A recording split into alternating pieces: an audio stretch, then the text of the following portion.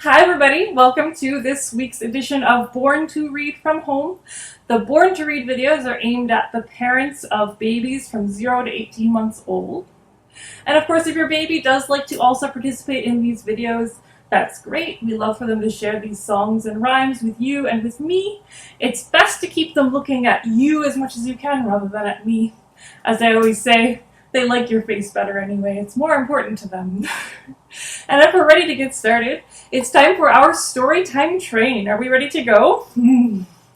Oh, the Storytime Train is coming. How are you? Choo choo. Oh, the Storytime Train is coming. How are you? Choo choo. Oh, the Storytime Train is coming. The Storytime Train is coming. Oh, the Storytime Train is coming. How are you? Choo choo. And we say hello to our friends. How are you? Choo choo. And we say hello to our friends. How are you? Choo choo. And we say hello to our friends. We say hello to our friends. Oh, we say hello to our friends. How are you? Choo choo.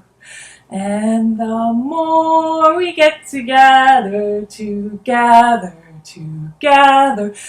more we get together, the happier we'll be. 'Cause your friends are my friends and my friends are your friends. The more we get together, the happier we'll be. Now, of course, I do some baby sign language, which is based on American Sign Language, during our The More We Get Together every week. And the extra sign I'd like to teach you this week is the sign for help. So this one's also very useful if your baby needs to ask for help and they can't say help yet. They might be able to make the sign for help. And the sign for help is one hand in a fist with the thumb up and the other hand underneath it, palm up. And you just put both hands up like this for help. Help. One more time. Help. Alright, so that's how your baby could ask you for help if they can't say that word yet. And that means that anytime you ask your baby if they need help, use the sign as well, because that's how they learn what that sign means. Okay. I'd also like to talk a little bit today about that first song I always sing every week, the Storytime Train. I wanted to highlight that one today in case you like it, because it's actually a very versatile song that you can use to help your baby with transitions throughout the day. I always use it at the beginning of my story times to let kids know that it is story time, of course, but you can use it as transition to other times of day. So for instance, you could sing, oh, the lunchtime train is coming, how are you? Choo choo. Or you could sing, the nap time train is coming, how are you? Choo choo. Or even, the bath time train is coming, or the bedtime train is coming, or the diaper change train is coming, how are you? Choo choo. It's just a great way to help everybody transition from what they're doing before lunchtime or diaper change or bath time happens and get them ready for what's going to happen next. It can also get them excited about it, which is a bonus. Alright, so one of the rhymes that I'd like to do with you today also incorporates a little bit of baby sign language, so we're going to learn some extra signs again this week, which is great. And it's a very simple little finger play that we can do with our babies. It goes like this. These are my glasses. This is my book. I put on my glasses. I open my book. And this is a good one to do with your babies, both because finger plays are great, they encourage motor development, but also because in that second part of the rhyme, I actually do the American Sign Language sign for glasses and the one for book. So we'll do that one more time.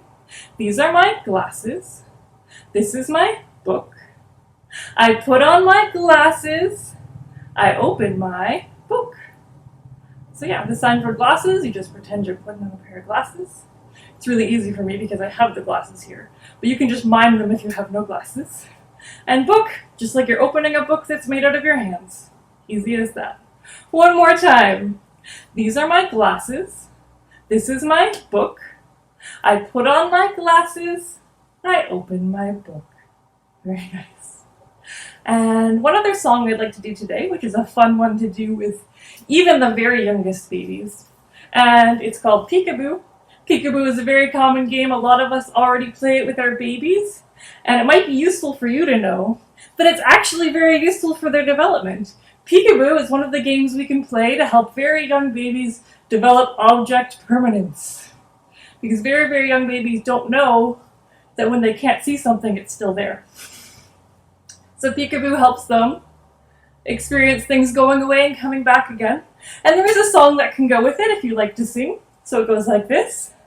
Peekaboo, peekaboo, I see you.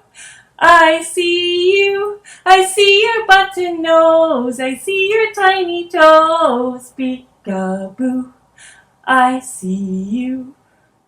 It's a simple one. Let's do it one more time.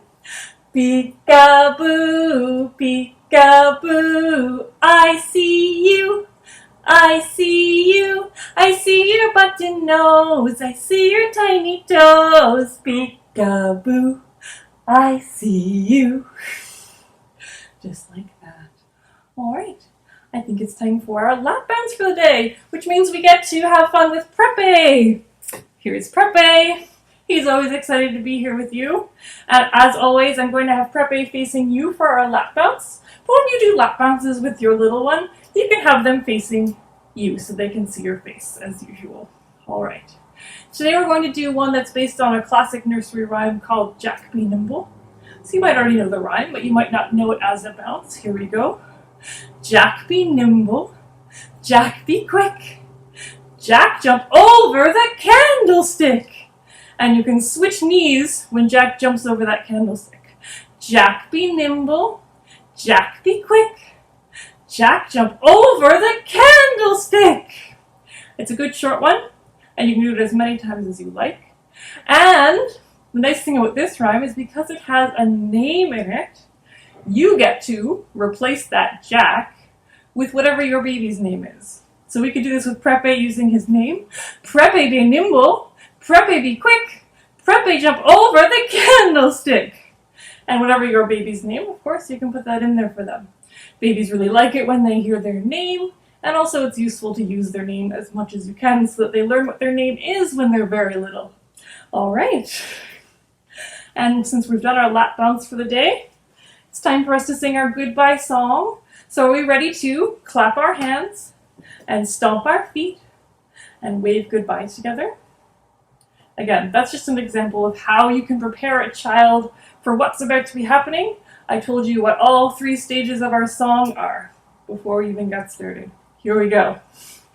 This is the way we clap our hands, clap our hands, clap our hands. This is the way we clap our hands at the end of story time. And this is the way we stomp our feet, stomp our feet, stomp our feet. This is the way we stomp our feet at the end of story time.